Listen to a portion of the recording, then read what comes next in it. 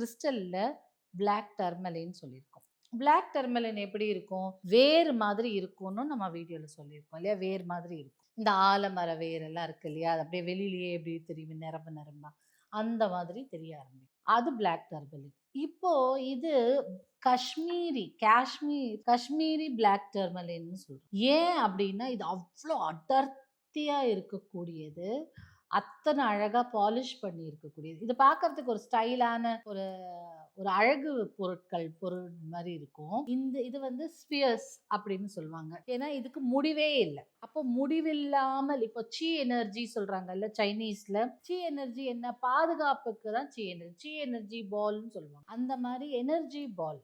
இது எதுக்கு அப்படின்னு பார்த்தீங்கன்னா, கெட்ட விஷயங்கள நம்ம வீட்டுக்குள்ள வரவிடாம இருக்கிறதுக்கு. ஈவன் கெட்ட சொந்தக்காரங்க இருந்தாலோ, கெட்ட பக்கத்து வீட்டுக்காரங்க இருக்காங்க, கெட்ட ஃப்ரெண்ட்ஸ் இருக்காங்கன்னா, நம்ம வீட்டுக்குள்ள இது இருக்கும்போது அவங்க வரவே முடியாது. அதே மாதிரி எப்படியாப்பட்ட சூனியங்களும் இருந்தாலும் சரி, ஏவல்கள் இருந்தாலும் சரி, வீட்டுக்குள்ள வரவிடாம தடுக்கும் இது.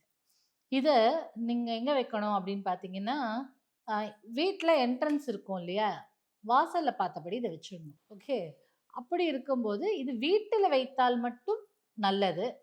வியாபார ஸ்தலங்களிலோ, ஆஃபீஸ்லயோ வைக்க வேண்டாம்.